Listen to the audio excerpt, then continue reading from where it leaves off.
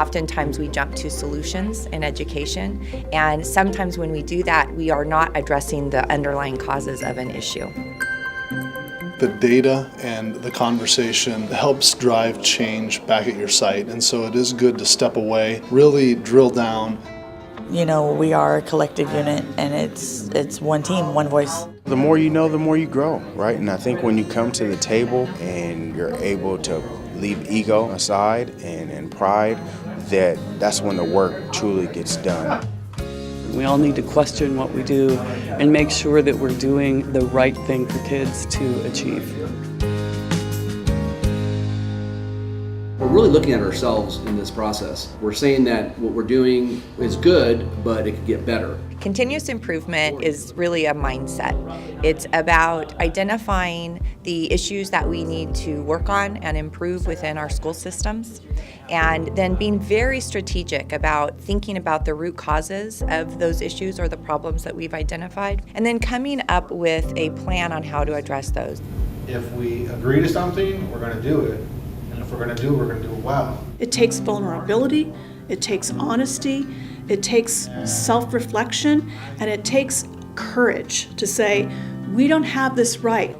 It can be very confronting. Maybe I'm part of the problem. Either it's my leadership approach, maybe that program that I've held on to for so long and thought it was effective, maybe it's not.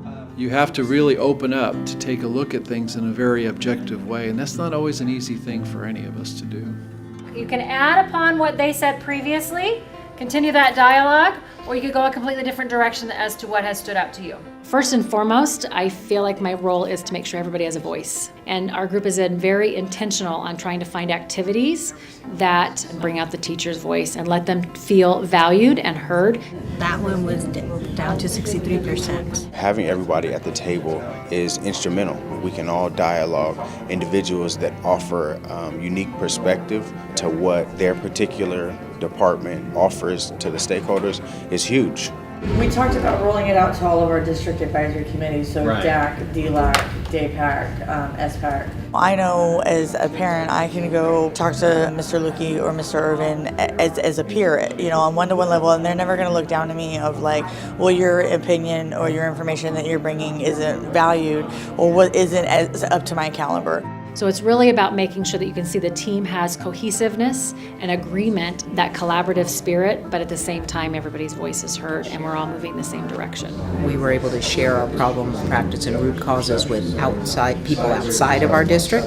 It's really a fresh set of eyes being able to look at the issues and problems that are surfacing and giving feedback in a way that maybe you aren't hearing within your own organization. As seniors, Yeah. asking questions, asking hard questions, provide input about your thinking, because we sometimes get in a rut in the way that we think about the work that we're doing, and so someone else's perspective is always extremely valuable.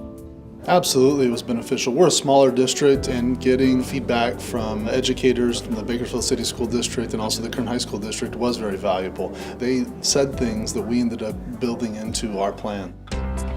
The really important part of our process is that it continues even after that plan has been created. And we come alongside the district and bring them together again as a cohort 3 additional times as they implement their plans.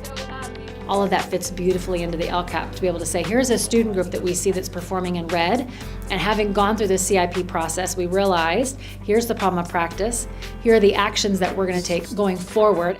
It is a lot of time. It's a big investment of time, and it's well worth it.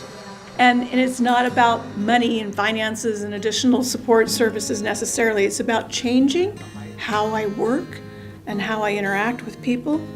It's about changing my teaching practice. But I think if we do the right work systematically, that is going to help all of our students.